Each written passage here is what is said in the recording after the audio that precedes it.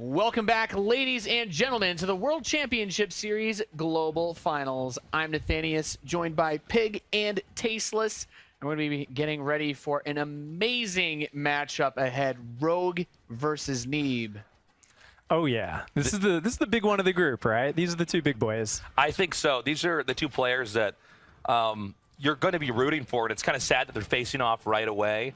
Neeb has sort of been the hero of the non-Korean scene. He's the guy that's proving you can go all the way. You can win a Korean tournament. And Rogue's story is really kind of a Cinderella story. Yeah. He squeezed in the last second. He was the last guy to fill that spot. He's someone who's been up and down throughout his career, but he seems to be at the best form ever. Maybe the best version of Zerg we've ever seen. Yeah, he's actually looking unstoppable. When he's on point right now, it's like, if he can bring that A game he showed back in Shanghai, the A game he showed in the GSL Super Tournament, Rogue is definitely like a big favorite for this tournament. And really, I think he's the only Zerg that a lot of people out there are really saying he's got a good shot of taking the whole thing. Yeah, I mean, these are two of the biggest players we looked at in this group. Of course, we did have Nurchio just drop against Su. He'll be waiting in the lower bracket match for the loser of this series. But I feel like everybody outside Korea, the whole foreign scene has really, you got to put all your chips in on Neeb right now. He's been doing so well this year. 3 championship titles. He's taken big wins against these Korean players before. Does he have what it takes? Of course, we can see how Group B has shaped him so far. Does he have what it takes to beat Rogue? Is Rogue unstoppable? Well, here's the way I'm looking at this. First of all, Rogue is showing how elastic and insane Zerg can be in the super late game. He's pulling off these tricks, especially in the second super tournament we were casting in Korea. It was phenomenal. I think as good as Neeb is late game, that's going to be tough for even him to take on Rogue. So I'm guessing maybe Neeb might have to go for a quicker game. It's hard to say, though, because Neeb's also had phenomenal late game. I think it's a really good point, though, because Neeb has kind of evolved as a player recently. There was a really good interview he did recently, and he talked about how he's not just practicing the same standard late game strategies. And when he went into Montreal, he was a bit surprised because he felt a lot of the foreign scene has this approach where they want to try and grind out this late game. You've got the perfect macro game. And he was like, I just wanted to win in the mid game. I had a clear plan. I had my timing attacks. And it felt almost easy. And he was saying it's like surprising how he's just cleaving through these brackets. And I think this is the new Neeb, where he says, I don't just grind out the same game. Every game, I change up something, even if it's something small. And because of that, he's kind of evolved. He used to be like, hey, I'm going for the late game a lot of the time. I'm doing the same openings that are just unstoppable. Now he's a bit more volatile. So when you're facing off against him as a Zerg player, Rogue has got to be very nervous. He's going to say, what is Neeb going to throw out? Sometimes he's massing oracles. Other times he's just doing these completely opposite ground-based styles. You never know what you're going to get with the Neeb that we're seeing right here at BlizzCon.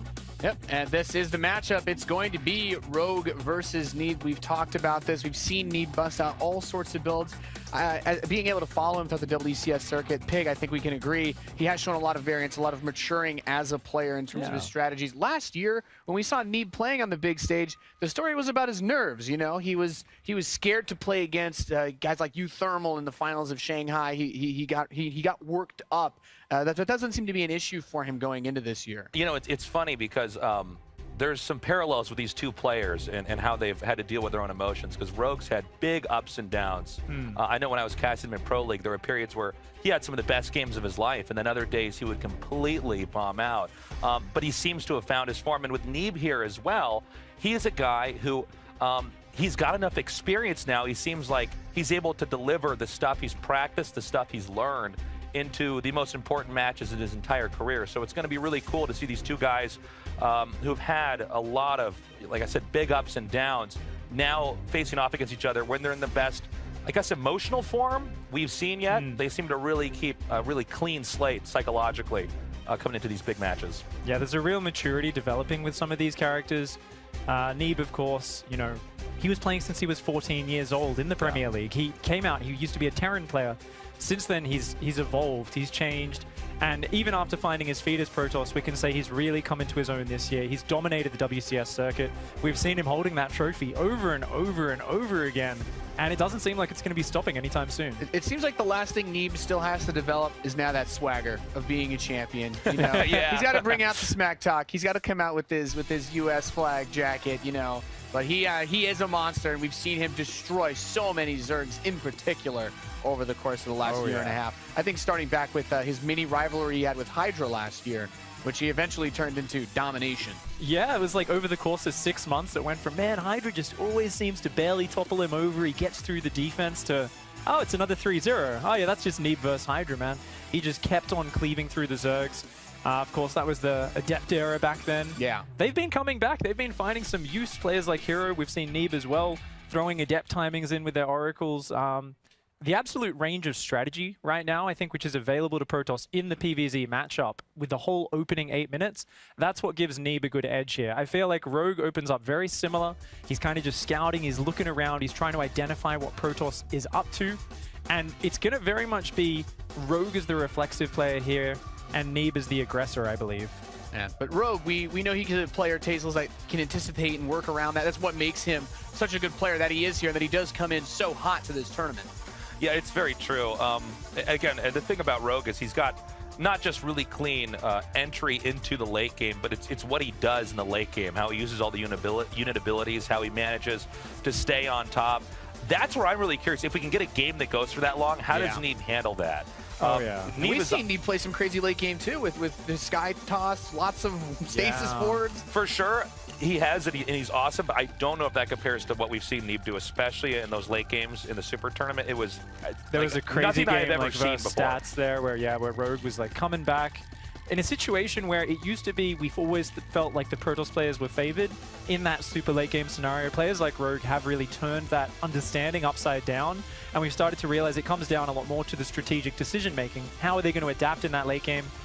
His ability to just never take a bad or impatient engagement. He never walks his infestors into Psystorm and carriers, the thing which I think most Zerg players end up doing.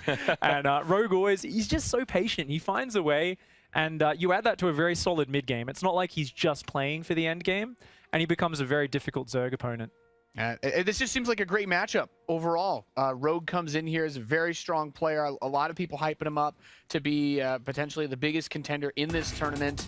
And of course, I mean, the win rates are always weird to look at, right? Because he's playing against all the other top Korean players throughout the course of the year, which is going to naturally keep things a bit tighter. But we want to give him the edge in this, you know, on paper. He's a favorite against Neeb. I think that's fair to say. Yeah.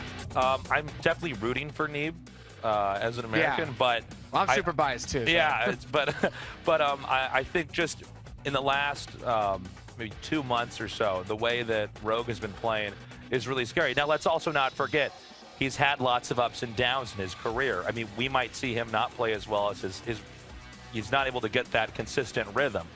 Neeb seems to have really hit his stride earlier in this year. Neeb seems to deliver a lot more consistency. But when Rogue's playing at his, is playing at his best, as far as I can tell, that's the scariest thing in StarCraft 2 next to maybe innovation in a macro game. Any final thoughts on this series before we jump in, Jared? I want to see some swarm hosts from Rogue. I think if he pulls those out on a map like Abyssal, it's going to really be hard for Neeb to deal with. I think Rogue's the favorite here, but Neeb could show us anything. It's a very close match. All right, it's time to find out if the American Hope can topple the current Korean Titan. Ladies and gentlemen, it's going to be Neeb versus Rogue. All right, thanks, guys. Todd, it is time for such a crazy match. Neeb, who won 3 titles this year, the best foreigner, going up against Rogue, who won 2 titles in Korea. And, well, I guess one was in China, but 2 of those titles. And yeah, Rogue is a last-minute qualified player there. Barely made it into the global finals with a clutch win very recently, but actually he's the top dog. Like, we shouldn't look at him as, like, you know, the guy that barely made it and, you know, it was close and, you know, he's just good enough. No, he's actually the top dog right now over in South Korea, and he's doing really well. He's had a lot of impressive series, in particular that recent grand finals that he played against Hero. Oh, man. And well, that whole tournament by him was just the sickest run, just like in Shanghai. I mean, Rogue was just on fire this second half of the year. And, I mean, I was talking about it during Super Tournament, and I'm keeping with it. I think Rogue wins BlizzCon, man. I think this is the best player in the world. He's definitely regarded as perhaps the best with innovation, like the favorite here, I think, to do very well.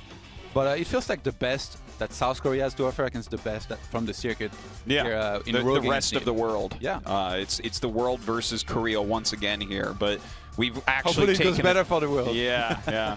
Well, I mean, this definitely could go either way. It looks like the game now beginning. Ascension I are going to be map number 1. And Neeb opening up with a quick PP. Wasn't expecting that. I don't think too many people were. No. Not Well, him he's either. throwing Rogue off right off the bat. You know, Rogue is sitting there. He's getting ready for his build order. And there you have it. A little pause. We'll get that fixed, whatever it might be. But Ascension I, what do you think about this map, PVZ? I think, like, regardless of map, like Neeb and Pig touched on that, he's capable of doing a lot of different things, which is definitely a great asset to have, or one good thing that you can have going for yourself going to this kind of series. But I actually had a chat with him, and he said some contradictory stuff. He told me that he thought that against most Zergs and most foreigners in particular, he definitely could afford to, you know, mix in a lot of different builds, play some cannon rushes in there, and, you know, just play like differently all the time. But against Rogue, he thought that he can only use his absolute best builds, those that he practices the most. Yeah. So first of all, I kind of wonder what that is. In particular, like probably going to be some sort of standard play, you know, maybe with like adepts and stuff. Sure. But if he doesn't start mixing in different builds, then Rogue, he becomes predictable. Rogue will adjust as well, and maybe, you know, get away with more stuff and counter Neeb properly. All right. Well, let's jump into this now. Looks like everything's fixed in the top left. Our American hope, it's Neeb. Going to be playing his absolute best strategies, as Todd said. And in the bottom right, the scariest player in the world, it's Rogue. And you know what? In game, at least. Yeah. Well, no, he's quite an imposing figure anyways. I don't know if you knew this. He's a black belt in jiu-jitsu as well, Todd. No, he's not. You don't know. You have no idea. So you said that Neeb was talking about having to use his absolute best strategies, and I would tend to agree with this assessment because the best aggressive Protoss in the world, tell me if you agree, I would say it's Hero. Yeah. And Hero was on fire and threw everything in his toolbox. The kitchen sink, absolute, the baguette, if you will. He threw everything at Rogue, and Rogue was still able to defeat him in Super Tournament. Yeah. But there were definitely some things that I think could have been done a little bit differently. You know, trying to go for Kairos on Abyssal, which like a Rogue countered perfectly. Like things like that. Yeah. I think definitely Neeb could do better and learn from just from rewatching those games. Yeah. But it's an interesting dynamic. Actually, Neeb, one of the things that kind of surprised me that he added after telling me that, you know, against Rogue, like Rogue was so good that he needed to do only his best builds, is that he was like, actually, against Sue, maybe I can mix in a lot of different builds. I was like, whoa! Yeah. You know, like very ambitious talk, but well, it's interesting. Like Rogue definitely is like the most respected Zerg out there right now. I'm actually kind of getting chills that he said that about Sue, because Sue has been one of the best Zergs all year. Like if you look, top 3 Zergs this year for Korea, Rogue, Dark, and Sue, right? Like, I mean, you can put them in whatever order you want, and I think it's hard to argue any order. But like, to say that he can do that against Sue, I think kind of shows. And the thing is, Neeb is not arrogant, guys. I've talked with Neeb a lot of times one-on-one. It was the opposite of arrogant. Modest. Yeah, he is. He's super modest, and like he's totally chill. But when you actually sit down and talk to him, you can see like his level of understanding, I think, is the highest we have ever had for a foreign pro. And I think he looks at this and he sees the way they play, and I think he absolutely believes what he's saying, where it's like, okay, Rogue is the ultimate Zerg, and Sue, maybe this guy is more comparable to a Serral or a Nurchio. Yeah, he has a great mindset about the game, like we saw in the WCS Signature Series, helped us learn a lot from these guys, and he was one of those guys that said working on StarCraft is kind of like, you know, working on myself. Yeah, yeah. And I think that's very true, and he's definitely had the right attitude about that. We see a Stargate opener there, so gonna be some oracles going around, and when, again, Neeb says he needs to use his best builds, this is kind of what you expect, you know, some adepts, some oracles. He could definitely mix in a Dark Shrine opener in one of the games, you know, if he feels confident. You mean like Archon drop type of play? Yeah. Well, I mean, I wouldn't mind seeing him mix it up a little bit. The thing is, against Rogue, if he is going to use his best openers, it's going to be Oracle almost every time. And whether that's in a Mass Oracle or into, you know, some Prism harassment with Storm, I'm not sure which way he's gonna tend with this, but the Oracle opening is the safest, most flexible, and, you know, build that you have out there. If you don't open with that Oracle, then your opponent might just stop you dead in your tracks, whatever you're doing, and you're not going to have scouting intel, you're not going to get damage done, you're going to have a hard time. Neeb's Mass Oracle is actually incredible. Like, he had some crazy games in the WCS circuit, but again, because it's Rogue, he might be a little bit more scared to try and pull that off. And by the way, while we've been talking this whole time, there's no third base, This is a wild build that we're actually seeing from Rogue here. He's adding his gases already. He's gotten the super fast layer as well as the Roach Warren. So this could be like a Nidus play. This could be a Swarm Host base play after the Roaches.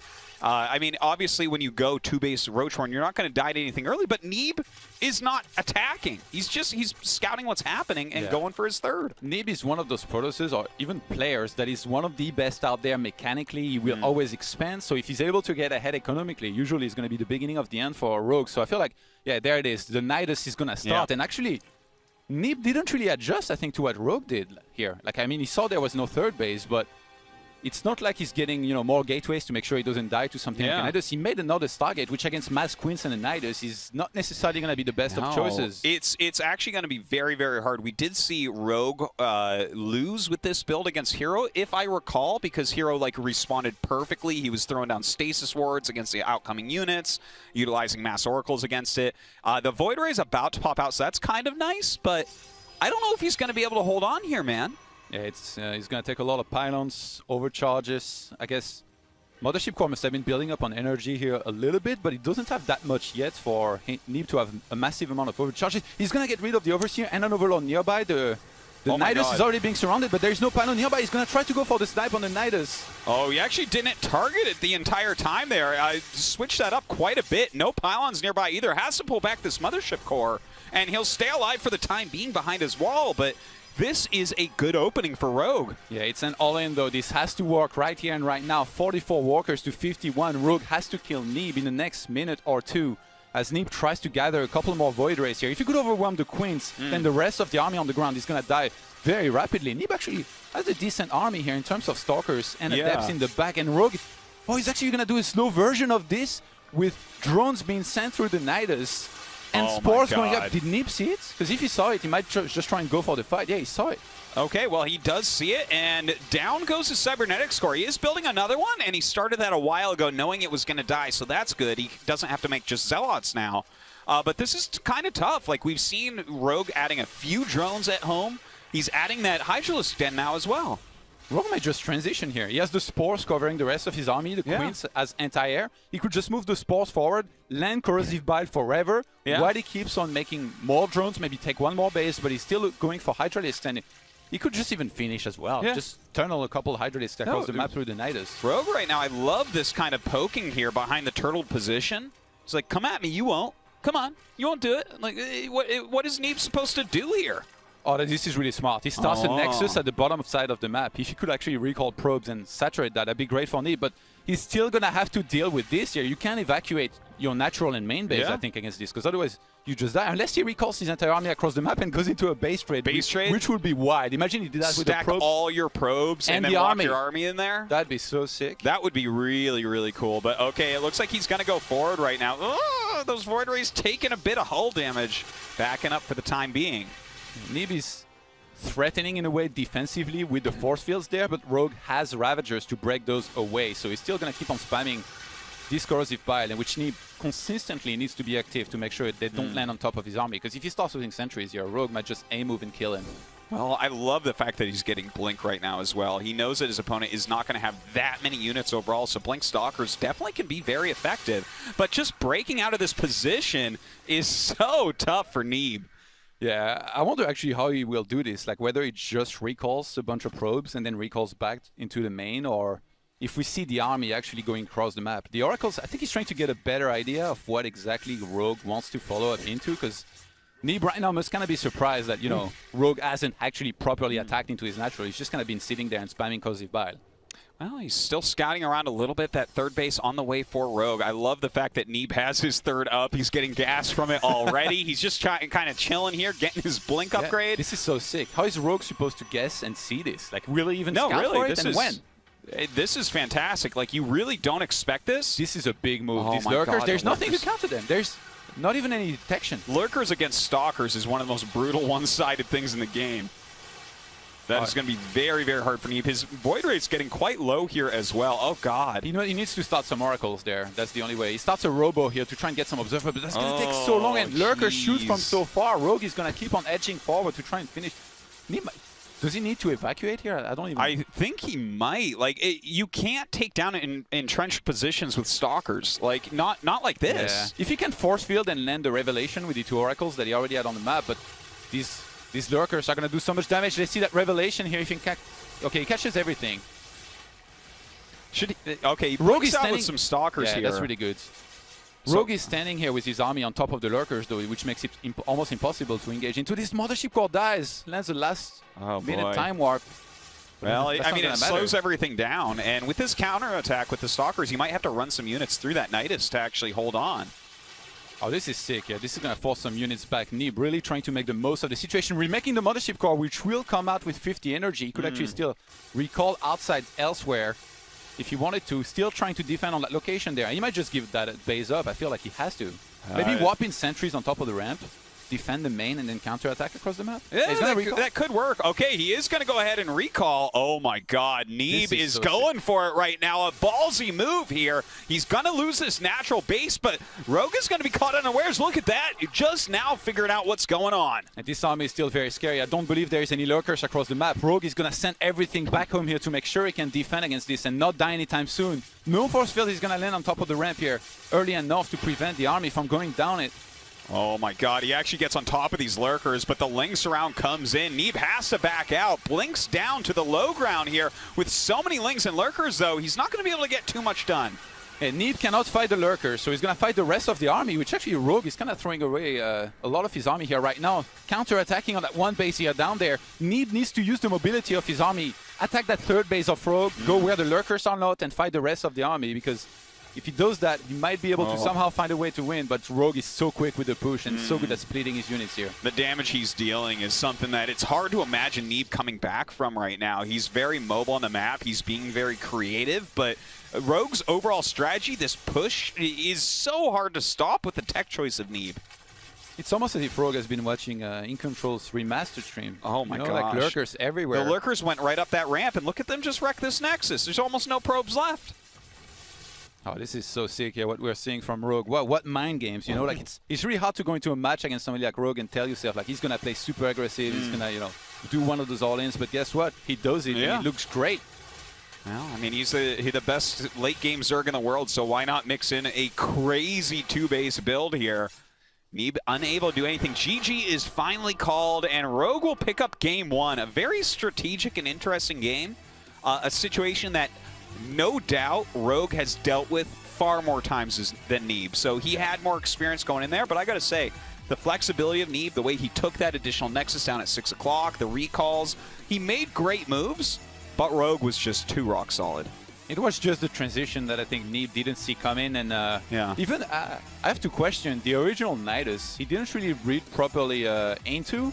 I think Neeb flew the first Oracle to the main base of Rogue. He saw that there was already a lair, but he didn't double check for a third hatchery on the north position from the natural of Rogue. So maybe, you know, in your mind, you're always like, all right, he's taking that, I don't even need to check. But no, actually Rogue was not. So in which case, usually you would want to cancel your Nexus, get more gates to have some counter-attacking capability or even defensive, which in this case just wasn't there. So it took forever for Neeb to attempt a breakout, which wasn't even there. He had to recall eventually, which is bad news. Well, it was a really tough match right there. Tough first game for Neeb, but Rogue cannot do that strategy again. Because if Neeb knows what's going on with the flexibility he showed right there, I think that he would just crush that if he plays against that again. You know, like, the lurkers were really the nail in the coffin there for Neeb. He had such a tough time. He'd already chosen to go Blink Stalkers, which I think was a fine choice. You know, if you try to go, like, charge versus that and they just keep making Roach Ravager Queen, you're never going to break out. So Rogue kind of using a bit of mind games and counter strategy there to take down that first game. Rogue definitely did every time the one thing that Neeb was going to be the most in the most trouble against. It's like the Nidus counters 3 bases very nicely, and then like Neeb, I think if Rogue had gone for the all-in, I don't think it would have worked. Like most likely Neeb would have held. So it's like, what's next? Well, lurkers. Neeb's not going to have enough to counter lurkers. And then, so well done. And then on and on with the Hydralisks being added on, and just enough units for Rogue. He didn't even overdrone behind this, didn't get over-eager. Yeah. And he spotted the counter-attack early as well. As the recall happened, he had an overload down there. Yeah. Okay, well, the next map going to be Abyssal Reef. This should be a good one. In the top left, down a game, it's Neeb.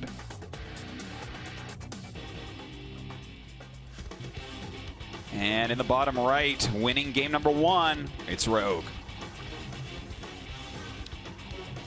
Neeb going for an early scout. We've seen a couple forges from him in the past and some cannon attempts. Would he try that against Rogue? That's a very good question. And Pig touched on the potential Swarm Host as well that we can see from Rogue sometimes, which is insane. That can be very good on this map. He's a big fan of. Yeah, it is quite good on this map here. The quick scout here by Neeb can allow him to go ahead and make a very quick Nexus now. Yeah. Seeing that it is hatchery first. And I kind of like this move by Neeb, I have to say. You know, to scout quickly your opponent and then be able to go for the Nexus first, because he's just like cutting every corner he really can without possibly sacrificing the game. If you just go blind Nexus first and he made a pool, well, you're probably dead unless you're hero, and then you'll lose like 1 probe and kill 10 lings and be fine. But they still lose the series. Yeah, somehow. No, yeah, great start here. I think I like this for Neeb. Just adapting, scouting early. I'm just didn't glad get the we're block on the hatchery, but yeah. I'm just glad we're seeing this map, because Abyssal gives us like the craziest big macro games for this matchup. Yeah. It's really hard for either side to kill the other. Like, there are some like force field based all-ins for Protoss, and I mean, if you're not one of the world's top Protosses, Baneling Hydra can kill you, but just generally speaking, it's hard to kill each other here. You get up to 4 bases really easily. The 5th and 6th aren't that hard. Even you and I had a hard time killing each other on this map in the Casters tournament. That is true. It's okay. I helped you out by killing myself that game. But Neeb, okay, see this placement? Like, when you see that, they're kind of declaring something as well. Walling that front ramp. Yeah. Neeb is saying, okay, I am taking 3 bases. Oh, like, he's pretending to. Oh, it could be. It could be the, usually, the intense mind games. Neeb, though, like, he tried to play a double Stargate style, which was almost like blind counter last game. So does he go for something, again, kind of like that? With in mind that Rogue could expect something like that, or does he mix in different builds this time around and less Stargate-based build orders? Like, obviously, you can just go 1 Stargate, couple oracles, and then go into ground or evolve into something else, some robo units. But Stargate is kind of like still the flavor of the matchup that a lot of people will go back to a lot of the time. You know, to be honest, like the multiple Stargate, lots of Oracle play has been good, but the one player that's really shown how to counter this well has been Rogue. You know, he's been going into Spire, just making some Corruptors and controlling the game in that way. Many different ways too. Like he's done different things against it, but every time he looked at he was always attacking, defending at the right time. Like, Rogue just seems on another level in terms of comprehending how to play in the matchup as of late.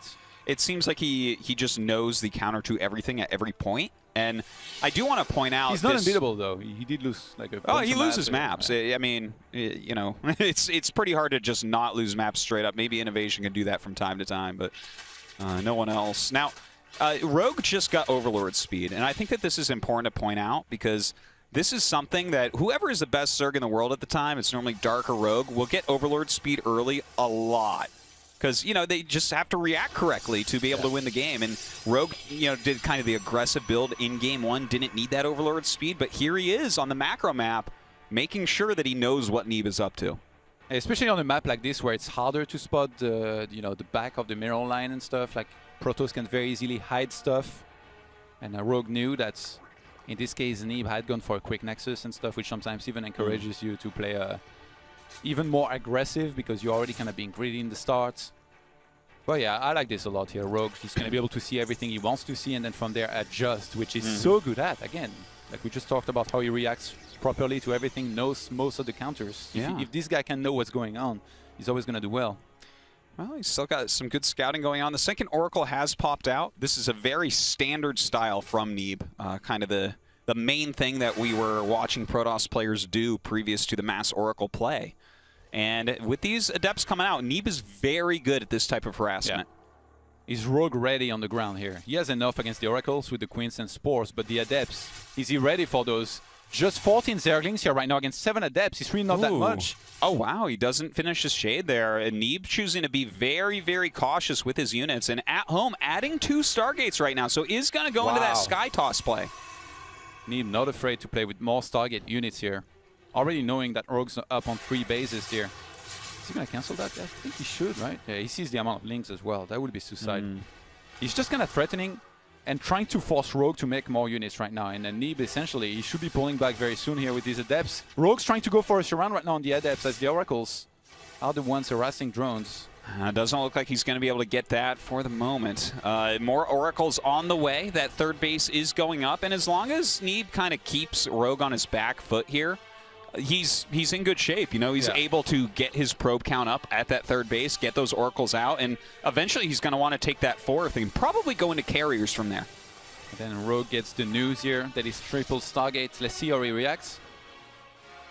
I think he just... Oh, I love this. I love this. The moment he scouts this triple Stargate play and the Void Ray kills it, he goes double Forge. Yeah. The very second. So this is one of the many ways you can actually transition as Protoss. If your opponent is, like for instance, if we see Rogue actually commit to Corruptors, it's like, yeah, okay, these Oracles aren't as useful, but you can go into Blink or Charge from here, and your verse ground damage output is insane. Corruptors are not going to help you there. And Neeb knows that Rogue is very capable of doing that transition as well. We've seen that before from him, so might be a bit of a step ahead here. Rogue definitely has a lot of options, though. I think he made the Baning Nest earlier. I don't think he canceled that. Roach one, I know he did cancel. It seems the Roach one is already there.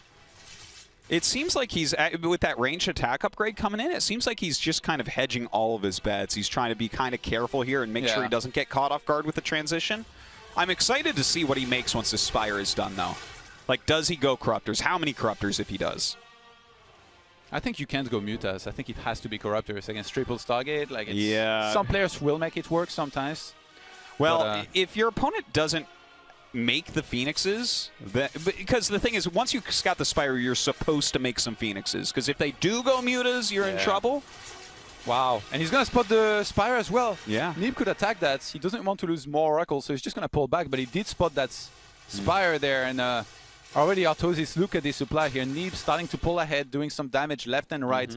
Not always, like, not a huge amount of damage at once, but slow and steady damage. Killing 3 drones here, 3 drones there, and it's starting to add up here. But look at this, right? The 1-1 is on the way. Blink is coming in as well. So Neeb's transition is going on, whereas 9 Corruptors, now 11 Corruptors being made. So, yeah, 11 Corruptors definitely beats, like, 7 Oracles. But, like, what else do they do? Not much. When they try to snipe a Nexus, Stalkers will be there and say, get off my lawn. Yeah. And Neeb already going up into a 4th base there. Just in a fantastic position, I feel like, in this game. Rogue is definitely going to have to make something special happen this game for him to come back in it. Well, in this situation, okay, the Stalker's going to be warped in, so Rogue's starting to figure out kind of what's going on. That's enough gateways that you can kind of question, is he doing that transition back?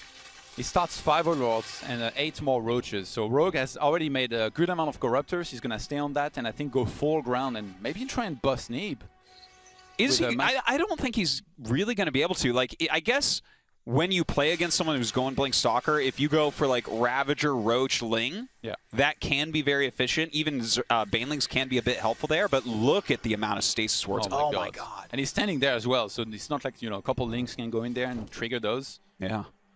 It's going to be so hard for Rogue to break this. If he goes for the attack, Queen's already across the map here. He's trying to threaten with Corruptors here onto that Nexus to keep some Stalkers in that location, but 2-2 is on the way, and there is a timer on Rogue here right now who needs to make something happen because he's just in a terrible position. Walker counts 75 to 61.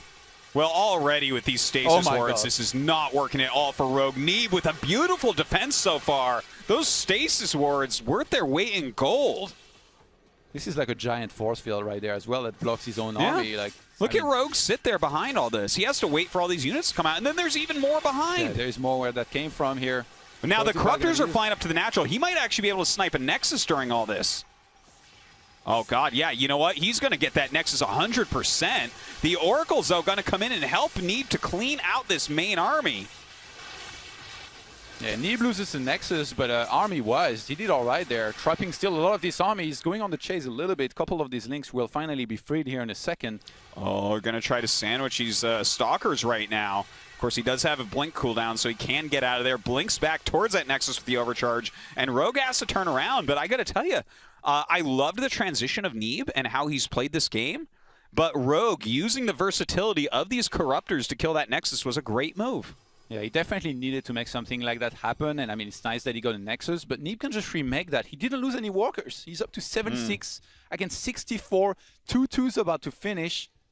Well, Rogue, I feel like he has to go into desperation mode here, go into bailings with centrifugal hooks, and somehow, I don't know, Dude, do some sort of bailing drop. Well, this is actually a pretty good counter to upgrades. You know, with the 2-2 finishing up, 3-3 on the way here, you're not really going to beat this with like +1 roaches, right? Like you just don't have any chance there. Or +2 roaches. No, the +2 roaches are going to have a hard time too. Hey, 2-1 roaches might even have a hard time against 2-2 blink stalkers, but when you add banelings into the mix, you make a bunch of those, you can deal a lot of damage very suddenly. And if the blink is not on cooldown for the stalkers, you can do massive damage. And usually the dream here for the Zerg is to do bailing drops inside of multiple mineral lines at once, somehow blow up 20+ probes, in which case for Protoss it's very hard to replenish those and keep on expanding and all that. And then you force Protoss to make a desperate attack on creep, and then you crush his army with Banelings and whatever Roach Ravager you got on top of that. But if I look at both armies right now, Neeb's is so much scarier. He's got sentries, he's got a ton of stalkers. Yeah. You're right, it is scarier, but if you would, Todd, be so kind as to look at that supply. I mean, the probe count is extremely high, right? So as Rogue is maxing out and making more and more Banelings for their supply costs are the strongest unit in the game. So if he attacks with a super massive Banelings, his army is actually more dangerous for a moment. Yeah. I guess on creep, Rogue is advantage a little bit, but Neeb is just so good that I expect him to stay patient. Yeah. Really nice job by Rogue, by the way, of, I think, replanning some of these creep tumors here, because I think Neeb was trying to push that. So Rogue kind of prevented it. He was like, okay, well, if I let all these creep die, eventually he's going to attack and kill me. But all of these oracles as well, they could even, like, mid-fight, you know, go into the opponent's army, start killing stuff, drop down stasis wards, and with 3-3 about to finish, Neeb's feeling comfortable in this game. He's got his 5th base up. That's about to be hit by some Zerglings, actually, and he's going to go into a Mothership here. Yeah, the Mothership, of course, great tech in that late game. The Ling's doing a lot of damage here. Baneling's actually getting through a little hole in that force field wall, but that's not the damage he was looking for. Wow, this Ling's doing a lot here. 9 probes plus a Nexus, not bad here by Rogue, but sometimes you need to be careful what you wish for with these attacks, because Protoss can replenish that worker count in army and build up an even bigger army. I mean, Rogue, it feels like he's countering the Stalkers well, but whatever is going to be added on top of the Stalkers, in this case with the High Templars and the Mothership, that is going to have a much harder time countering. And we just saw a 13-minute 3-3 in PvZ. That is not something that you really ever see. What is this, like Creator's Wings of Liberty against Terran? Yeah. That is what we're basically watching here. It's pretty crazy upgrades. But this is a mostly Stalker army, so there are things that Rogue can try to do against his Banelings. Rolling in once again, some good blinks here, trying to spread out his Stalkers enough so that the Banelings won't do massive damage. Looks like he gets some of them. Not too much there. Another push coming in here from Neeb. He is starting to lose quite a few here. Blinks forward on top of these Ravagers and picking off quite a few. The drones starting to get pulled. Is Neeb going to be able to do it here? Is he going to kill Rogue? Looks like he brings in the Oracles, but they are going to end up falling here to these Corruptors. More and more Stalkers coming in right now. You said that we were watching Wings of Liberty. I think you might be right with the amount of Stalkers I'm watching. Where's the contorted then? Oh my God.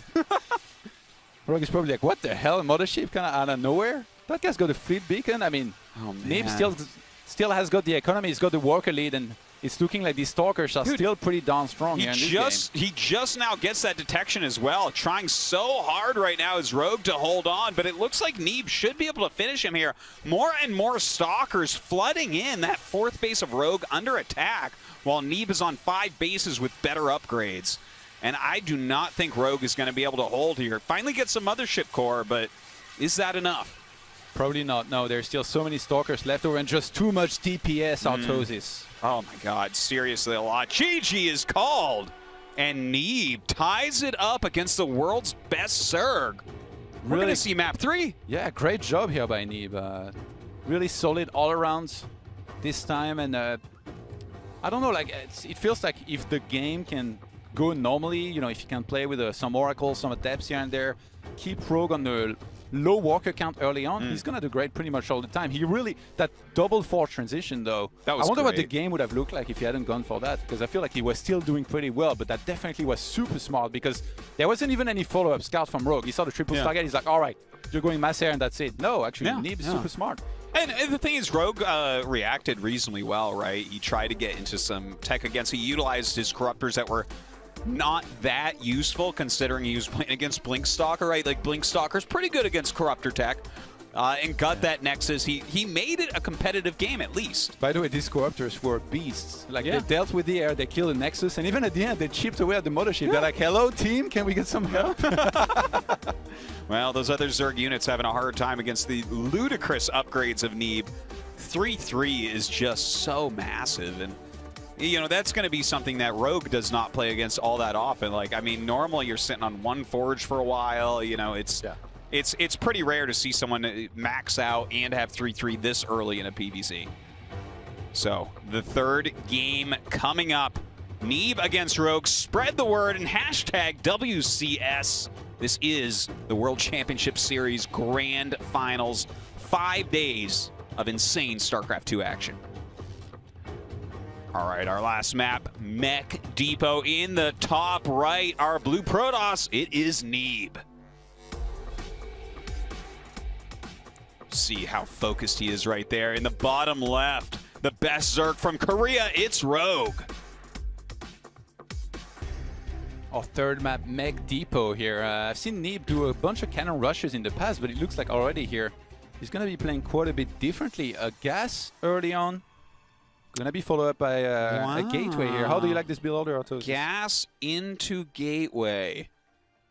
I'm not. You know what? Is this one of those mothership core builds that we see sometimes out of SOS or Hero, where you're trying to get the third base?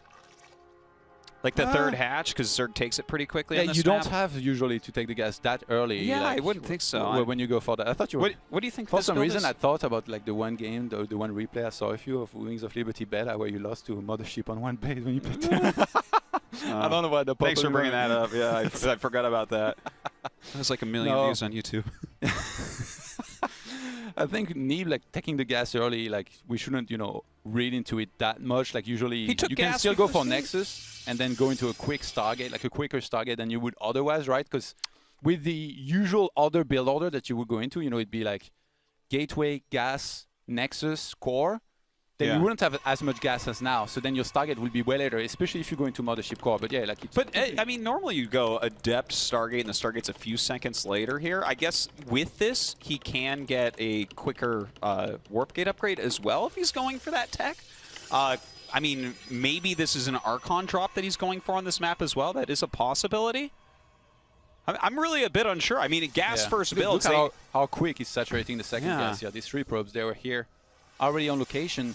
Neeb already up to 156 gas. It's going to stop Warp Gate and an Adept. This makes a little bit more sense that he's getting his Warp Gate right off the bat because, the Stargate builds are pretty figured out. So what else is he doing with all this gas right now?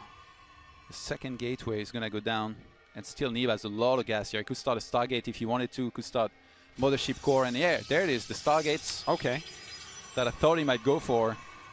And which is going to be pretty early. He's already going to have the gas to go into whatever he wants, a bunch of oracles very quickly that he can chrono boost as well. Usually, like, the thing about this build is that you prioritize minerals a little bit less, but it's not the end of the world. You still get your Nexus very easily. Then you catch up. Like, you're still ahead on the worker count, right?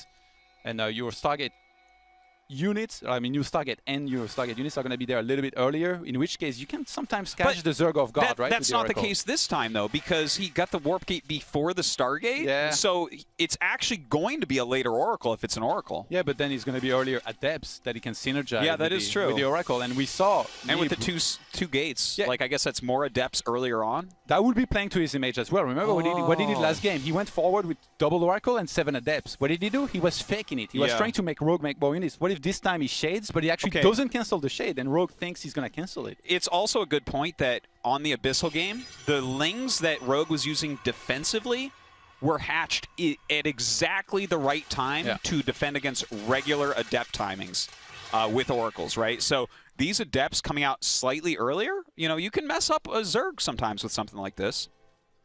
Let's see. So now that you and I have guessed every possibility, I'm like, what have we missed here? Void Ray Rush. Yeah, okay, so it could be a Void Ray Rush. Okay, I think we're done. He's going 2 base size Storm Drop. Yeah.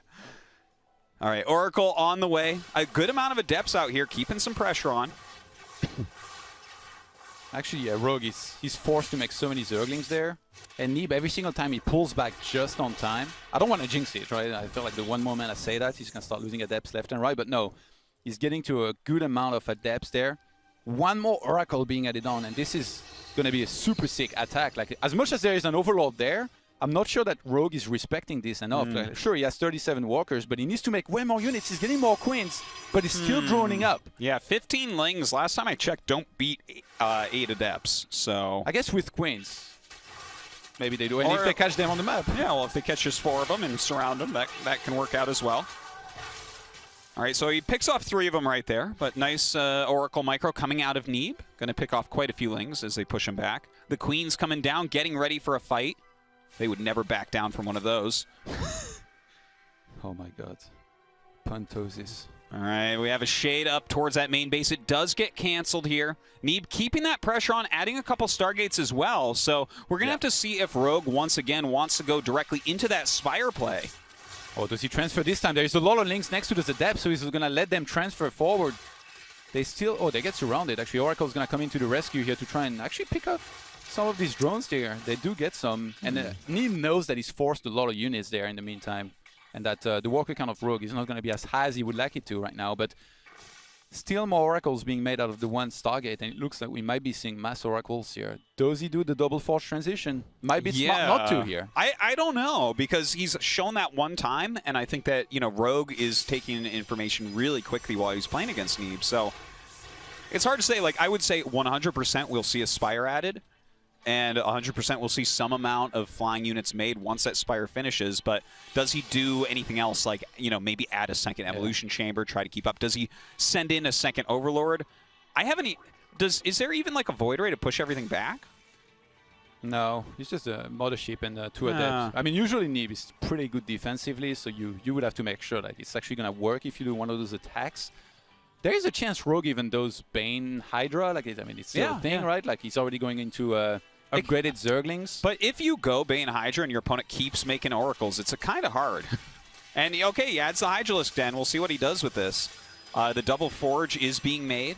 A little bit of Zergling harassment being tried, but not really finding any damage here.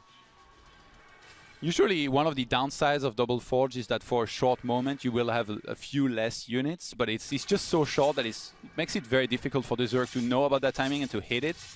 I mean, upgrades are still pretty cheap, and once they kick in as well, those gateway units get an insane buff. But, I mean, we talked about how Banelings can be good against upgraded units because this ground armor upgrade will not come into play.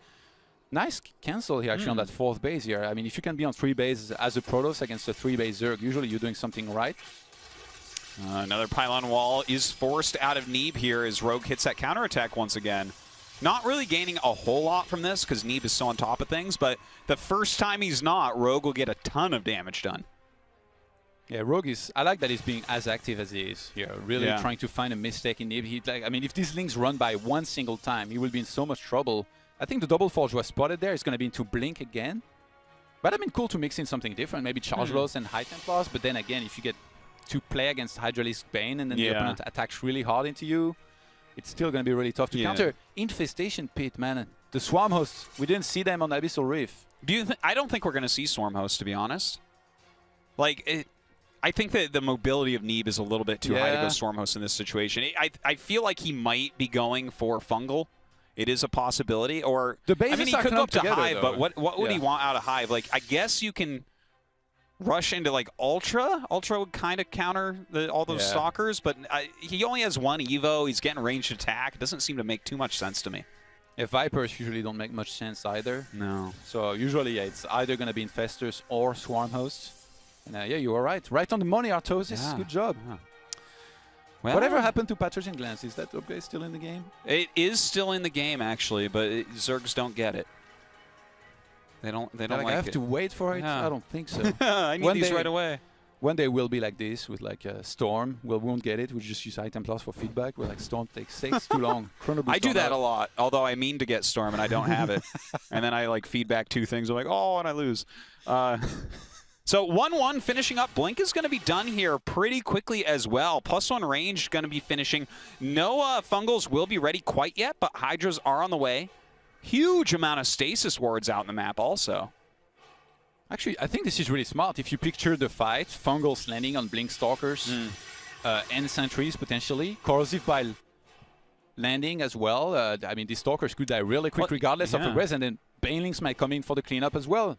Yeah, I mean, you hit a Fungal on those Stalkers, and they'll die so quickly to this Hydra attack. And he did get the +1, so that is going to help out quite a bit. But Neeb immediately into 2-2, getting that Templar Archives, and going for the Mothership as well. Actually, it seems like Rogue has no intention to even go for Ravagers. He's just like a bunch of Hydralisks in the back doing the damage.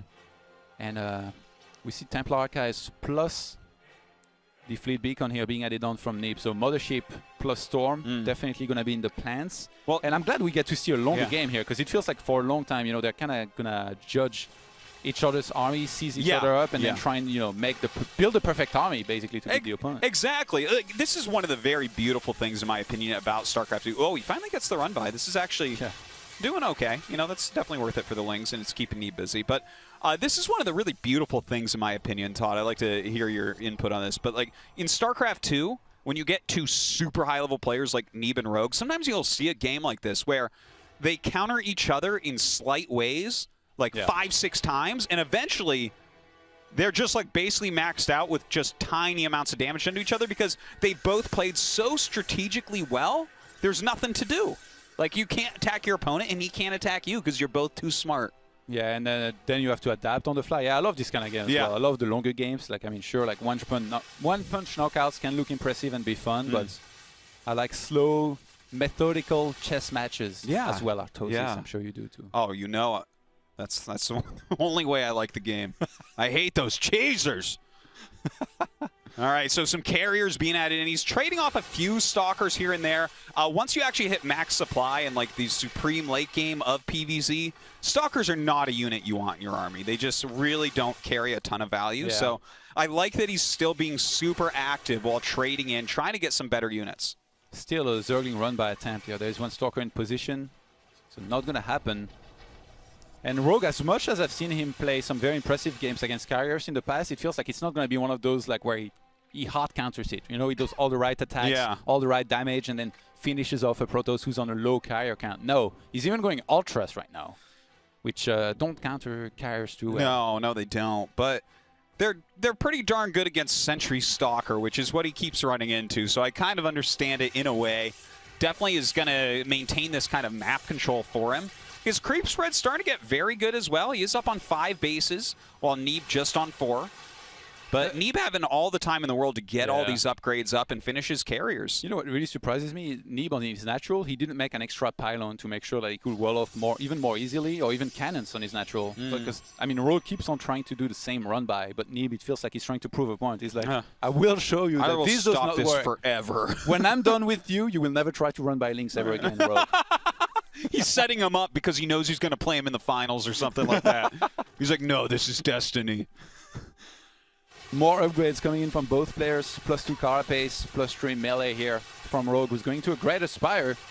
We might have a split map here in a moment on Mech Depot, man. It's... Oh, yeah. Well, I mean, this is definitely one of those really big maps that we see this type of game on, where it just goes super, super late because both sides have a ton of income from all these bases. Now, Rogue, he's marauding around a little bit. He's got a very strong army here. It definitely counters the ground units that we see from Neeb, but Neeb's still trading those in, trying to get better and better units in his army. This is super smart. Like you mentioned, how the Stalkers, as time passes by, are going to become more and more useless in a big army. So Neeb is finding the right way to sack them while still doing damage and bringing some of the army of Rogue out of position so that he can posture forward here with his massive army, including High Templars that are very threatening against these Infestors plus Hydralisks. Yeah, I'm loving it. Oh, look, it's Patching Glands, her favorite upgrade. On the way right now for Rogue. You know, this is hitting the point. We even see the second Spire being made, where these guys realize it's going super long. They're not likely to kill each other anytime soon. So they should be getting every single upgrade that they can. And they will. air upgrades, Graviton, Catapult being started. He's swapping your Sentry.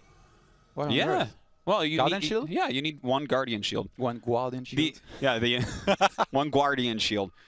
You know, it's like a funny thing. Like max carriers are very good, but max carriers with one Sentry is even better. The catalyst in the army. +2 armor is a pretty good thing for 2 supply and 100 gas.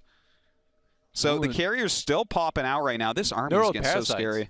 I mean, the dream for both players is that the opponent attacks into you, because then for the Protoss, obviously you're off creep. For the Zerg, you're on creep if the Protoss attacks into you. But that's why they're both going to be super patient usually. Come on, make some cannons, man. You prove your point. On the natural. Well, there's that Sentry anyways, using it for the force field at that wall. The Stalkers might be able to force this cancel. Very nicely done. Actually kill that hatchery right off. Of course, they will be cleaned, but that's about as much value as he can get out of them at the moment. More carriers being started during all this. Oh, he's going to wreck those. Good try, Rogue. Yeah, I love the little burrows, too. Yeah. That's so cute. With the Banelings earlier. Rogue's setting up to try and sack some of his Baneling slings and maybe even Ultra here on one of those bases of Neeb to try and do some economic damage. Like I said, like... That might be a Nexus killer right there. Yeah. Yeah, you just like run in and right-click with all those units on a Nexus. That Nexus isn't going to live. I mean, Neeb reacts so fast. I mean, okay, oh, well, this one's going to live. Never mind. What is this? Remastered? Oh my gosh. That is a lot of cannons. Neural Parasite just completed. And Neeb usually, like from this position, he'll be sacking some of his ground slowly and slowly up until he builds a massive carrier army that's quote-unquote unbeatable. However, top Zergs definitely here and there have been able to beat it at times, but specifically Rogue Yeah. has been able to beat this at times. Like he uses, you know, Vipers and Infestors really, and lots of really spores well. usually, right? Yeah, you need static defense. Just pure army as Zerg is going to be really hard to pull off. Neeb with a slow reaction here, going to lose a bunch of probes. This is actually, like, he doesn't have that much of an economy just yet that he might have to replenish these probes, so that makes it very annoying for him, because then he reaches his ideal army count and upgrades and all that a little bit slower. Like, you need to have a high economy for a long time and already have a bank to justify being able to lose these walkers. Well, he's rebuilding those workers pretty quickly since he has 5 Nexuses. Some Lings running in. Yeah. Stasis wards forever. Stasis wards for days, saving these high tasteless wards. Tasteless wards. They lie in wait. All right, so Rogue going to move with a little strike force up here, see if he can catch anything at all. But Rogue is going to have to trade in units too. That's pretty cool. Yeah. Adding 5 Void Rays, we know they are great against Corruptors, without which it's very hard to counter a mass area like this. But with the amount of Archons, it's very discouraging. Okay, here we go. Ultra's going to tank the cannon damage at the front. That's a lot of static defense dying there, actually, with a follow-up attack here from Rogue. He might be able to force a remake of all this static defense, and a nice little Hydra is run by elsewhere in the meantime. Yeah, I like that quite a bit. But Neeb is a little bit of everywhere, so he's going to be able to clean this one up without taking any damage over there. His economy's staying together, still maxed out, continuing to get these upgrades. But the thing is, like, Rogue has to make moves like this, right? He has to be trading in some units. A Hydralisk-based army can't do anything against maxed out Protoss. Like, you just get stormed completely to death. Even the carriers kill you at that point. So he's starting to get some of these Corruptors out. He's going to need some more Spellcasters as well. Of course, the second Cybernex core is up. Dark Shrine on the way. Yeah, I love the late game Dark Shrine like this, especially because Rogue's standing a lot of units there to try and break that base, do some economic damage here in that location. Do you think he'll get DT Blink? No. I think you're right. I think you're right. He doesn't. What if he gets it? It's like so sick. I want to see it. You blink 1 DT, you save 1 DT, and it's paid for itself. It's cheap. Save 1 DT, save the game. Huh. Save the date. You know what's crazy? Neeb made Void Race even before Rogue made Corruptors. Yeah. Like, he knew the whole time. He's like, yeah, you can't. There's no way you're going to be able to counter this army without any Corruptors. So he made Void Race earlier than Rogue. He knew before Rogue did. You know, the one big thing Rogue is missing right now is Vipers. We really, I feel like, need to see some of those pretty soon here. Oh my God. The Baneling lived. Oh! It worked! Oh, man.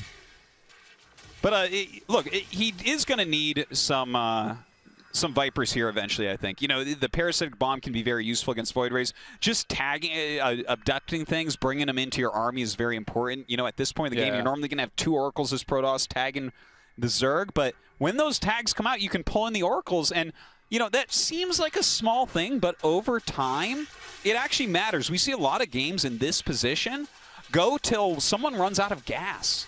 Absolutely, yeah. And I mean, a lot of people out there will think like, you know, well, especially Zergs, they'll be like, oh, but he already has High Templar, so he's just going to feedback. Well, it's not that easy, right? A good Zerg like Rogue will stay in the back with his Vipers. He will just go enough forward to land those very important abducts or Parasitic Bomb. And look, there it is. Ask and you shall receive 3 Vipers in the production tab. Yeah, throwing in some Broodlords as well. And I really do like to see those Broodlords popping out. Those really help to actually zone those High Templars, which zone out the Vipers. So we're going to see a lot of zoning coming up here, football fans. The Spores are there, and they're very good at zoning as well. Yeah, no. It's going to be InControl's favorite yet. Look at this drop harassment. Even picks up those Banelings again. Just such good play. But the Archon comes up. No! Oh my. 13 probes! So sick. Neeb didn't even look anymore. He probably thought like the Banelings were gone, like they were on the ground and they had died. No, they were loaded up in the Overlords. One of them sneaks in and... Dude, he's down to 37 workers. Is he gonna... He maxed with 40 workers. I think he's just... Yeah, you know what that means? His army supply is just crazy. Oh, I'm looking on those. It's 167 to 142. Oh my god, their armies are so good. But the one thing still applies where Zerg off creep is not as strong and Protoss attacking on creep is not as strong. So that is still going to be a little bit of a waiting game. But don't you tell this army it's not as strong as anything, Todd. All right. I mean, against this many Spores, right? You start losing Corruptors. They're going to get fungled as well. You want to be as cost effective as you can here. He's trying to catch one of these carriers there. Oh, gets a pick off. Very nice kill. Not really losing too much so far here for Rogue. Neeb gonna have to refill his probe count a little bit. His bank is not that high. Look at this. He has a ton of gas, but his mineral count is tiny. Refill his probe count. This is America. You get a free refill. Yeah, well, with every 5th probe that dies, you get a free one out of a new Nexus. Make Protoss great again. Look at that Nexus. Oh, I love that Just for recall Nexus. down there. Yes. A stealth recall. That is so handsome. That is so sick. Oh, is there a pylon there too? Zerg's not going to have the speed to move back down there if you pull them out of position all the way at the top. Totally. That is so smart. Oh my god. Neeb changing everything. Just putting Nexuses down. He says, you know what? The map is so big. That's good for Zerg. You know who else is good for? Nexus recalls. He's trying to pull him all the way at the... I mean, 2 Ultras. I'm not going to counter 2 Immortals and 4 Archons. So he's trying to pull Rogue's army at the bottom, in which case he will attack at the top, and then he will recall at the bottom again. Oh my god. This is amazing. Neeb getting ready to play Rogue like a fiddle here. But Rogue so far reacting all right. He bought some time with the Ultras at the bottom, sent some Hydralisks cleaned up. Neeb can keep on doing that up until the point Rogue makes a mistake, but Rogue finds it. Looks like there's not even any minerals here. Why is this guy up again? What a detective, man. Huh. Oh, very nice. Oh, the carriers. Oh, my God. Yeah, this can be a little bit tough, but the High Templars do come in, and that's enough to push back the Corruptors for now. Not so fast, air units. Yeah. Send them back in Get away instant. from our carriers! That was a very quick recall right there. So it feels like Neeb's making a lot of Archons, by the way. 5 more? Well, that's because his gas bank was just crazy. Remember this? Yeah. Because he lost so many probes. But in terms of ideal army to counter the army of Rogue, I guess there isn't that many Broodlords that making a ton of Archons will be that useless.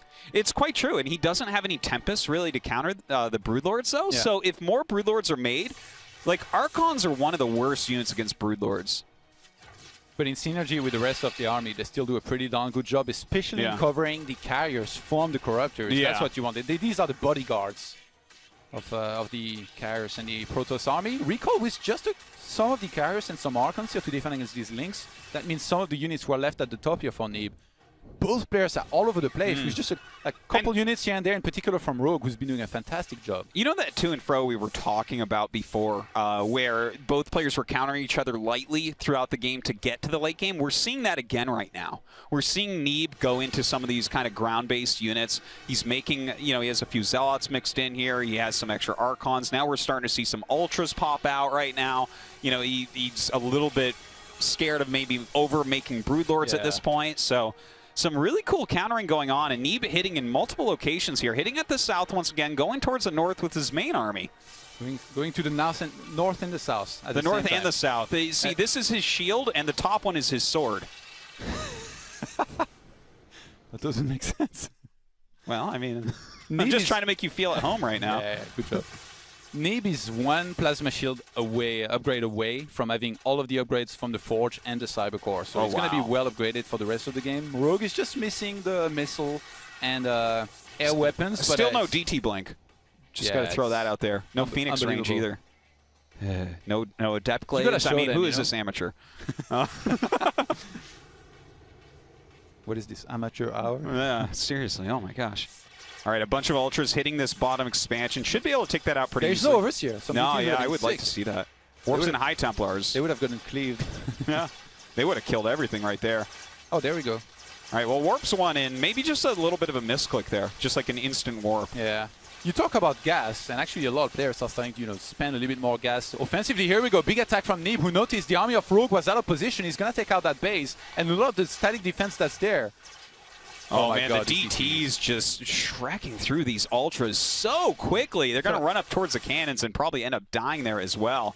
Fungal landed on the Protoss army, but I mean, Plasma Shields is about to be level 3. Like, this can regenerate very quickly. He's going to come in from behind. Abduct on the mothership. Recall might be forced here. And no, he snipes that. That means that this army is going to be trapped there. Oh, this is fantastic. He's starting to pick off a lot of these carriers right now. Neeb is maybe trapped behind the enemy lines. Still has those Psy Storms. Very, very important here.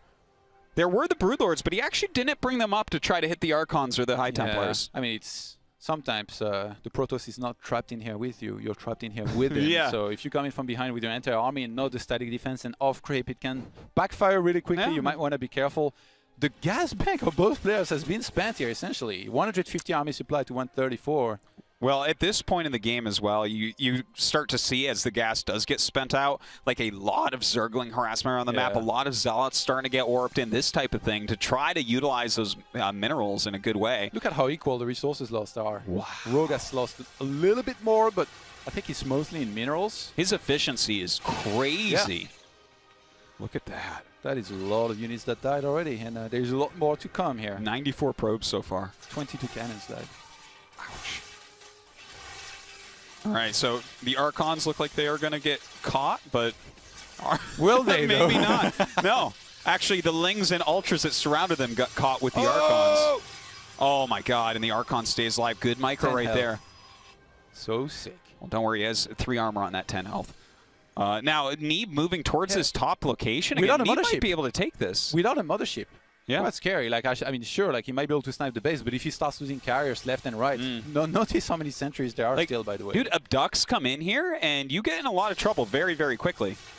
Like, Then he has again, only, what, 2 High Templars in here? 1 or 2? Yeah, just see the 2 here. Yeah. But Three. then again, there is so many Three carriers and High Voiders Templars. that it's still a very, very scary army to engage into. And these 2 Oracles, by the way, putting in overtime. I think Neeb is consistently tagging the army of Rogue, which is very important. If you don't do that for a minute and then you get caught, you're going to lose a lot of units, like, instantly. Okay, Todd, looking at this game, in your opinion, who is winning right now? Whoever's going to overextend. And so far, nobody has. Yeah, but like, who do you think right now? Is this just dead even in your mind? I think it's pretty even, yeah. It's anybody's game. I feel like Neeb's army is definitely a lot scarier, but Rogue's playing it right. He's not moving off creep. He's staying with his static defense. Yeah, he's playing so carefully, as we see here. It feels like he's going to take some mistakes from Neeb for him to lose it, though. Like, if Neeb plays clean, if he keeps on being as aggressive as he's been. Look, he's re-expanding. Yeah. And he's cutting the economy of Rogue very well right now. Oh, but a couple carriers getting picked off right there. Beautiful moves by Rogue, losing nothing at all.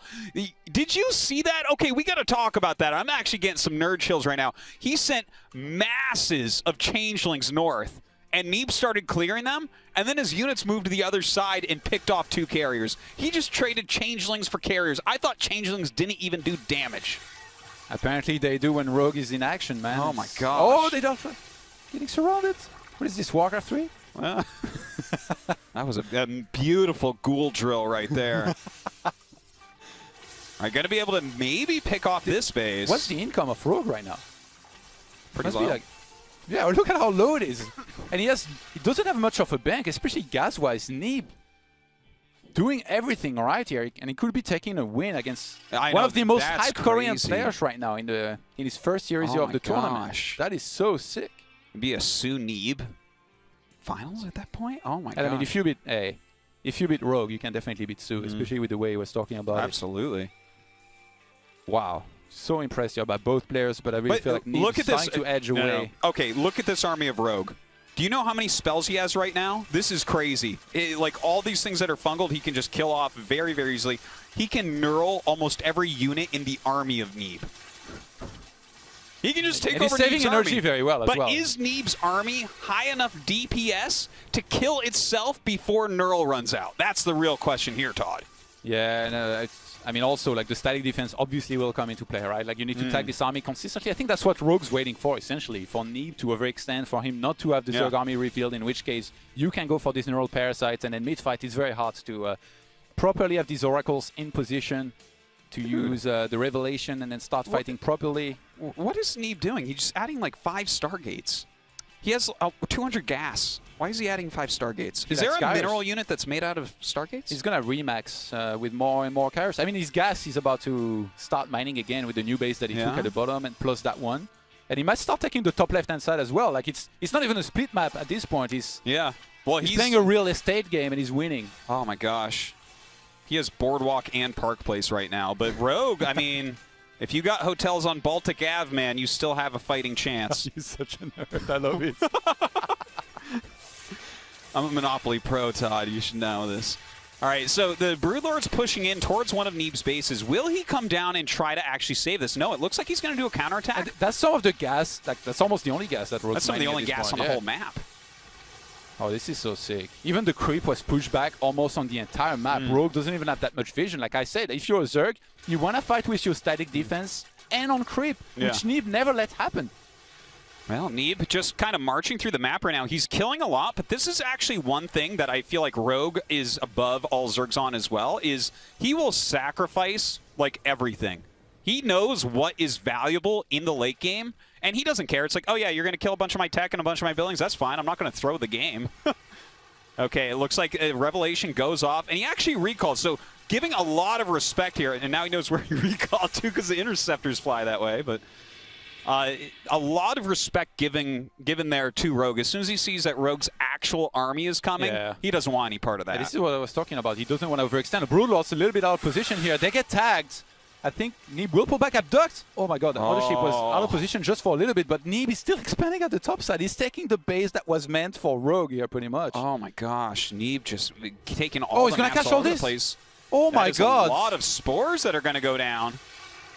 And Neeb has actually freed some supply as well. He can even add some more carriers to his army.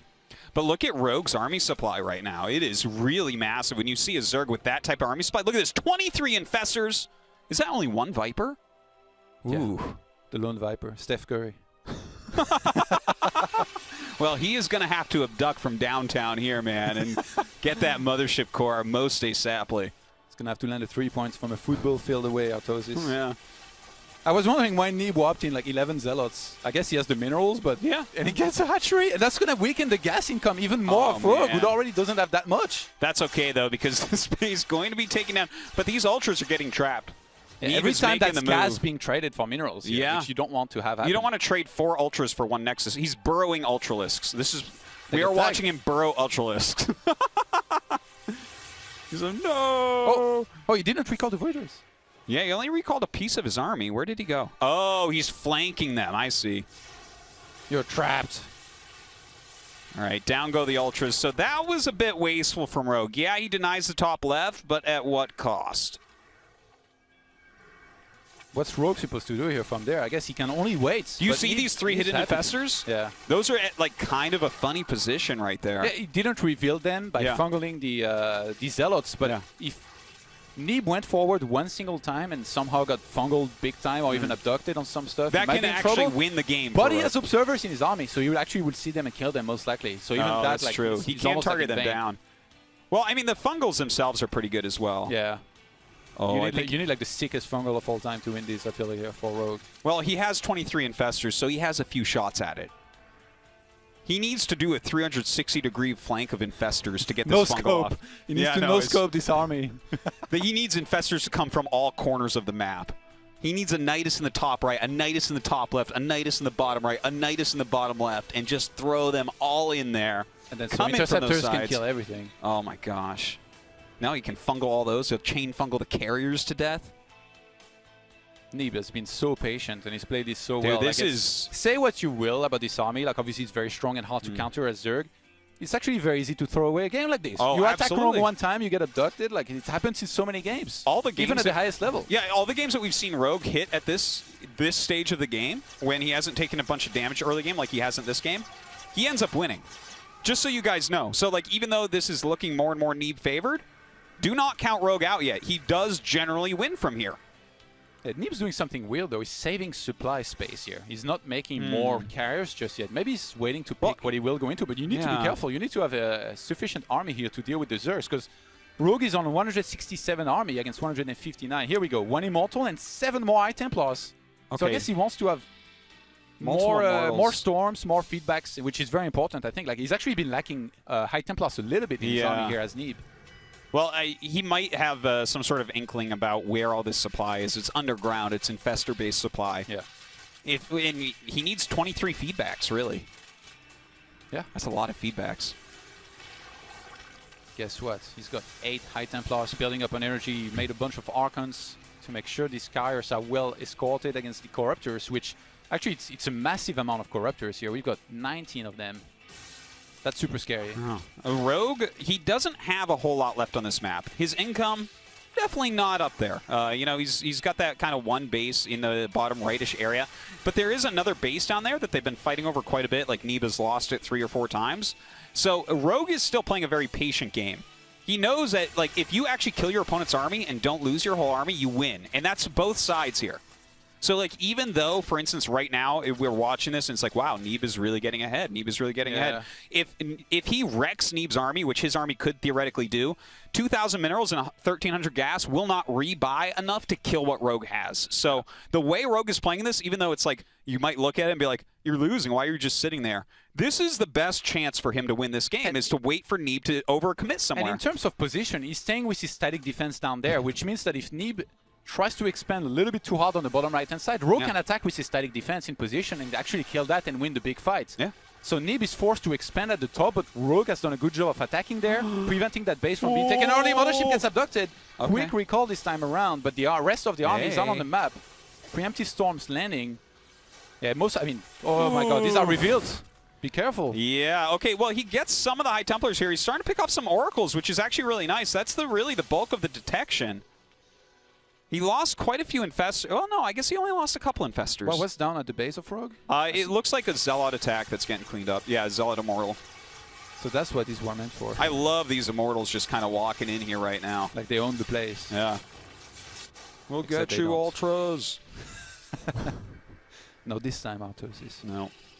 I want to see what Neeb replenishes the free supply here with. I really feel like some more carriers might help, but then again, like if you overmake them and they clump up, it's going to be trouble. Yeah.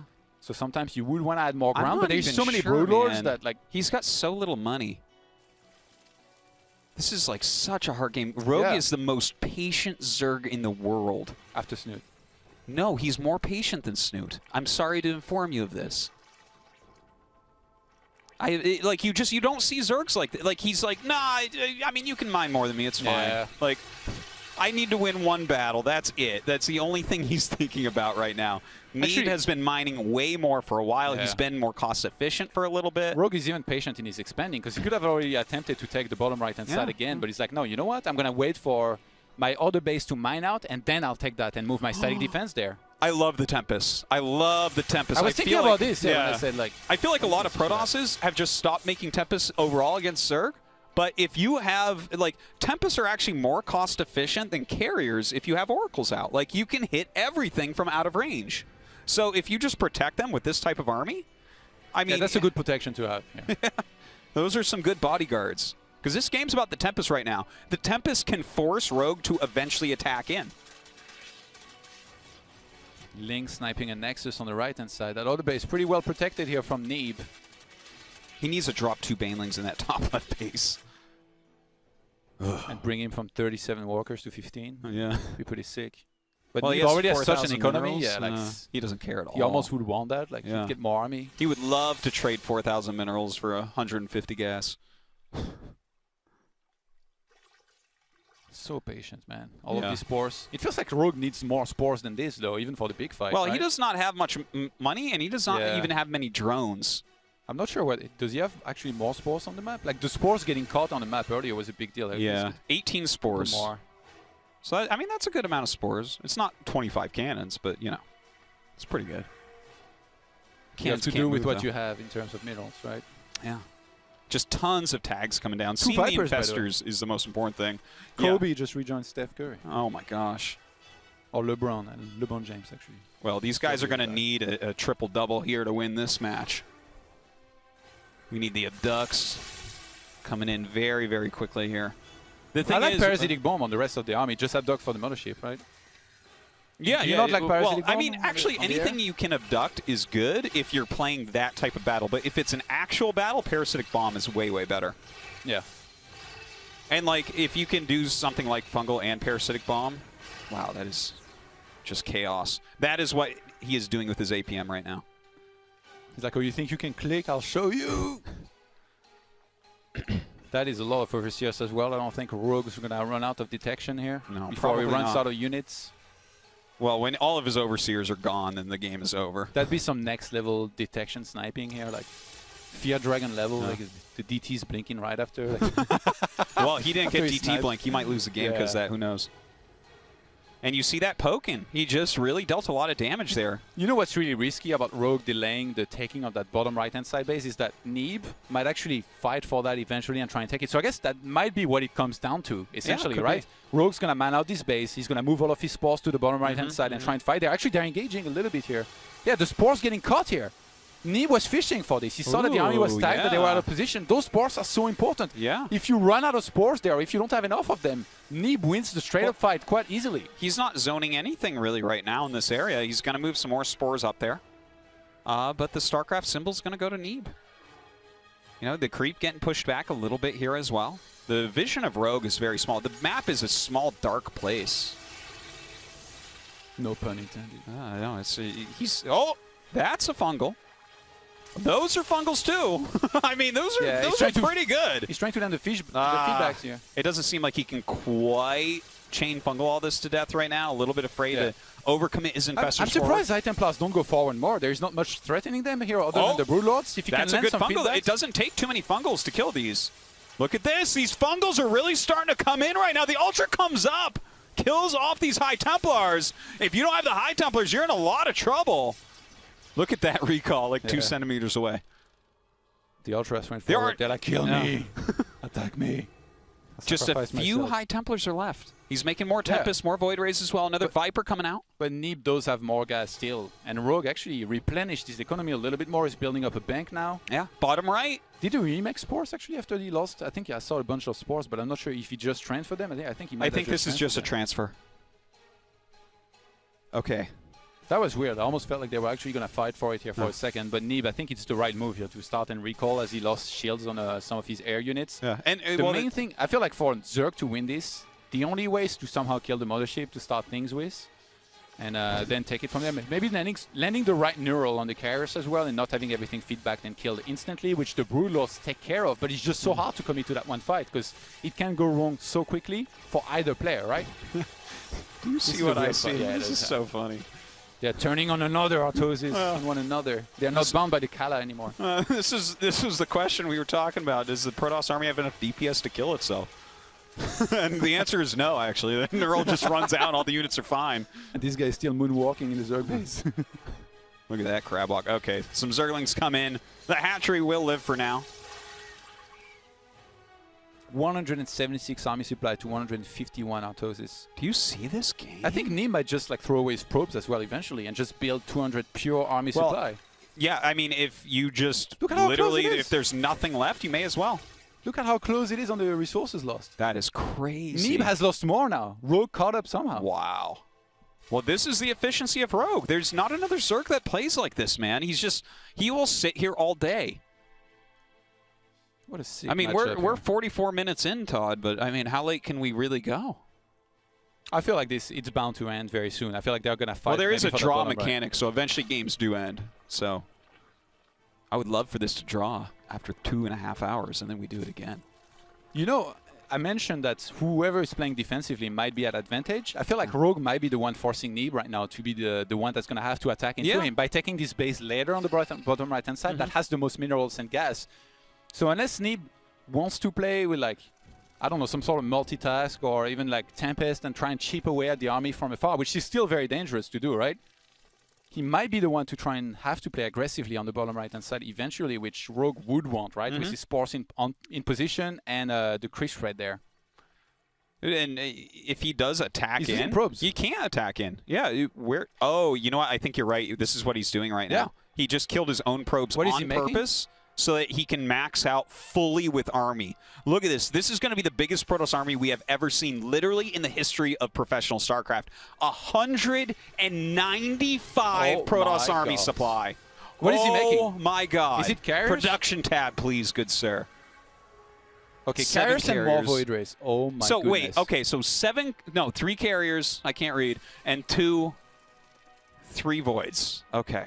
So it's going to be a good mix of carriers, Void Rays, Archons to protect them from Corruptors, and High Templars to try and deal with the Vipers, plus the Infestors, which is going to be really hard, but if you land the right Revelation, I mean, at this point, Spores, these few Spores, they're almost irrelevant in the fight. They won't do that much, right? Because it's fully upgraded air army this and much ground. is just craziness. They're just like a slight zoning tool. It kind of slows you down for a moment. But this army that Neeb is making puts the Golden Armada to shame. Yeah. Okay. What is it? What is it then? It's the Neeb Armada. I mean, this is like the greatest Protoss force ever assembled. Okay, in the multi-million year history of Protoss, there has never been an army gathered like this. You put it in words the best way I think you could. In StarCraft 1, we call it, Arbiter Carrier maxed out, the Finger of God. This is the Fist of Neeb. Okay? This is the ultimate set of units. He was like, what can I get for 1 supply? And he's like, I already got enough observers. So he's actually keeping 1 probe mining, chipping away at those minerals on the top left-hand side. It's 199, not 200. Yeah. He's got to do it. 199 army supply. Oh my God. The army value through the roof here. And Neeb, he still has a bank behind this as well. He could like remake a bunch of gateway units or replace some sort of air. I think he might not even come into play. When I see this army, I'm like, the Rogue's not supposed to win. Todd, I'm really nervous right now. Okay, I've cast a lot of StarCraft games, so I've never casted a battle like we're about to see. This is going to be crazy. Oh my God. It's nerd chills time out there. Oh my God, it seriously is. Look at What if he clumps up everything and gets fungal? Like, amazing fungus! Let's be clear, that is not going to happen. I think Neeb's just going to... Look at this, the High Templars. Yeah. They're going to the high ground. They're flanking from the high ground. Oh my gosh. Oh, they're out of position. The High Templars are out of position right now. Ultralisk running in, tanking a ton of damage. The Fungal only catches 2 voids. You see what they're doing? They're trying to bait the opponent to attack into them, but neither player will flinch just yet. The Tempest are going to chip away here forward to try and bring the Zerg army into the Protoss one. Neeb still taking his time, still being patient, as is Rogue. Yeah, and Rogue will give up his main 100%. He might need to rebuild like a Spire or something, like whatever he needs very quickly here. Yeah, targeting that down is exactly perfect. But actually, Rogue didn't max out yet, and he's supply block. He's maxed out. He's got a lot of money in the bank. I'm not too worried. He just maxed out. Yeah, okay, no. Yeah, okay, I saw he was missing some supply. So he started an Ultra and 4 Infestors. Okay. I saw he was missing some supply. Okay. I was looking at it. So 177 army supply against 197 right now. How did he lose 2? He lost a High Templar? Or a Sentry, actually. Don't you feel like 3 Sentries is too much? He must have lost a High Templar because he had 3 Sentries like this entire time. Don't you feel like 3 Sentries is too much? You just need the 1, or? I mean, maybe we shouldn't be so you picky. probably need 2. You probably need 2, right? I mean, this is a big army, man. I see some sort of counter-attack across the map. Rogue, I think he's trying to make Neeb not look... Oh, if he could get some... Did you see that? He just stormed his own army to kill Changelings underneath it. He is so sick of killing Changelings. Yeah. He has enough shield upgrades for that to regenerate super fast. No problem. These are like borderline gods, man. No, this is the craziest thing right now. Kerrigan and the Overmind are working together.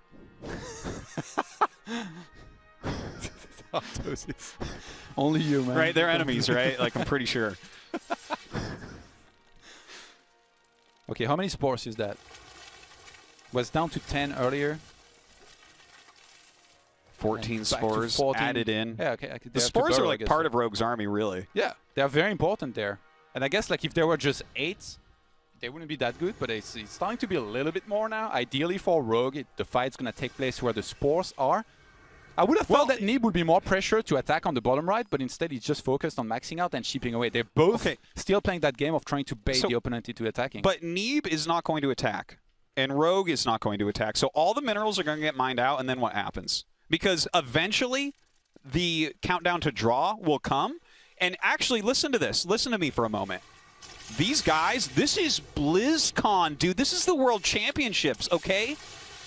I think that if we do go into the completely mined out and no one has attacked each other for real by then, they might let a draw occur. Yeah, I don't think that will happen. To me, it's pretty unlikely. Well, I feel like they're going to start fighting a little bit here and there. Going for some abducts here, landing them. But Storms start landing on top of this air army. Gets a Tempest. Rogue is struggling to kill anything here, really. Even if the few units that he kills, Neeb replaces so easily. Resources lost still very equal. 4 more Corruptors on the way. Oh, that fungal on the High Templars is absolutely huge. The Ultras going after him, get a couple of them, but a ton of damage dealt to Rogue's army as he backs up here. Yeah, Rogue's army is bruised. He's still trying to be active. He's still moving off creep here to try and land some of these fungals and maybe abducts, but he lost a lot here in that fight. That wasn't... Has to back up.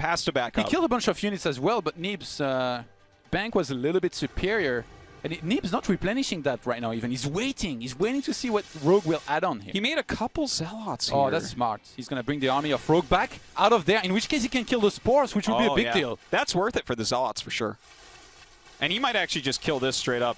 But to be honest, I mean, there's not that many minerals left over here. Rogue will be happy to long-distance mine for a little bit, you know?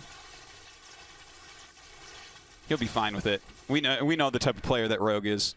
Okay, the Fist of Neeb moving to the right side of the map right now. 7 more Void Rays. I think he realized there was so many Corruptors. He's like, you know what? I need some more of these guys. I mean, if Neeb can split his army properly, doesn't get fungal, even Neural Parasite's not going to be enough to deal with this. There are so many fungals. Like, there are so many infestors right now. Neeb is down down to 67 gas, by the way, so this is the end of Neeb's army. He can make 23 Zealots from here. Okay, so I think Rogue was also kind of aiming for this, for Neeb to run out of gas. And if he runs out of Oracles for detection, he's only going to have Observers, which is not enough against that many Infestors, right? And you can kill Observers pretty easily if they get in the way of a fungal. What a sick game. This is this is the craziest late game of a PvZ in the history of the game. I'm not exaggerating. We thought that Mana and Firecake were patient, but this is they don't even know. Those guys are rushers. Those are cheesers. Okay, here we go. He's going for it. Rogue moving in right now. Fungals on top of these Void Rays, but they turn on. A ton of Neurals coming out. So much damage everywhere. It's hard to say what's even happening. Oh my god, he's taking control of Neeb's almost entire force here. But the Void Rays dealing massive, massive amounts of damage. Carriers being targeted down. The Ultra running around underneath. There's nothing for him to attack. Some of the Spores were attacking, but some of them were not burrowed here. Infestors still trying to do what they can here, but Broodlords are starting to die in Infestors as well. I think Neeb's done it. And that's it.